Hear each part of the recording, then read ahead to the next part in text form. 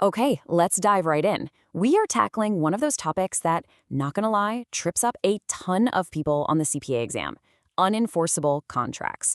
So think of this as your ultimate study guide to really master a subject that catches so many people off guard. We're gonna lock these concepts down so you can walk into that exam with total confidence. So here's our game plan. We'll kick things off with a real-world problem. Then we'll get into the nitty-gritty legal definition. After that, we're hitting the big one, the Statute of Frauds. Seriously, this is your exam cheat sheet. Then we'll cover the magic fix, which is called ratification, before wrapping it all up with a super fast bullet review to make sure it all sticks. All right, let's set the scene a bit. We've all done it, right? Made a deal with a friend on a handshake, or maybe even sealed something over a text message. But what happens when the other person just flakes on you? Is that text message actually a binding contract? Well, this is where things get really interesting. Okay, let's get super specific with this. Picture this. You find the perfect apartment. You text back and forth with the landlord, and you both agree on an 18-month lease. You're already mentally decorating the place, but then you get a text. Sorry, found someone else. So can you actually sue them to make them honor that agreement? Just hang on to that question, because we are definitely coming back to it. The whole answer to our little apartment nightmare lies right here, in this concept. See, unenforceable contracts are this really unique category of agreements. They're not completely void or useless, but you can't just march into court and demand that they be fulfilled. Something's missing. So here's the official textbook definition. It's a contract with a specific legal defect that prevents you from enforcing it. But the most important part of that whole sentence is the little phrase at the end, unless it is ratified. This basically just means there's a way to fix it to confirm the deal after the fact. So the contract isn't dead in the water, it's just dormant for now. Generally, these unenforceable contracts fall into three main buckets. First, you have unauthorized contracts. That's like if I pretended to be your agent and signed a deal for you. Second, and this is the big one for your exam, are contracts that violate something called the Statute of Frauds. And third, you have deals where both people are legally incapable of agreeing, like, say, two minors trying to make a formal contract. Now, let's clear something up that confuses a lot of students: the difference between unenforceable and voidable contracts.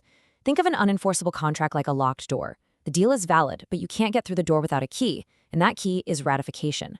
A voidable contract, on the other hand, is like a door that's unlocked but has a broken handle. It works for now, but someone can choose to invalidate it because of that defect. The source of the problem is just different. Okay, let's touch on that first category really quick: unauthorized contracts. This one's pretty straightforward, actually. It's exactly what it sounds like: someone making a deal on behalf of another person, but without any permission to do so.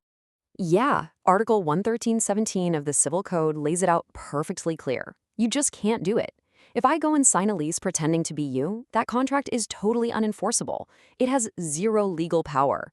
Unless, of course, you find out about it and decide to approve it anyway. All right, everybody, this is the main event. The Statute of Frauds is your absolute hit list for the CPA licensure exam.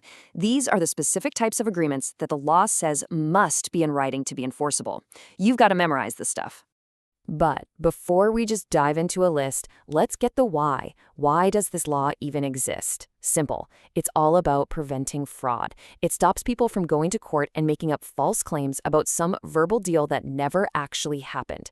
The law demands proof, and that proof has to be in writing. Okay, here it is, your LECPA hit list. Get ready. Any deal that won't be fully performed within 1 year from the day you make it. A special promise to cover someone else's debt. A sale of goods worth 500 pesos or more, a lease that lasts for more than a year, the sale of any real estate. All of these require something in writing. Seriously, burn this list into your brain. Here's a little study hack for you. Just focus on this one number, 500 pesos. When it comes to selling goods, this is the magic number. If the price is 500 pesos or more, that deal needs to be in writing. It's such a classic exam question, so just lock it in. 500 pesos. Got it? Good.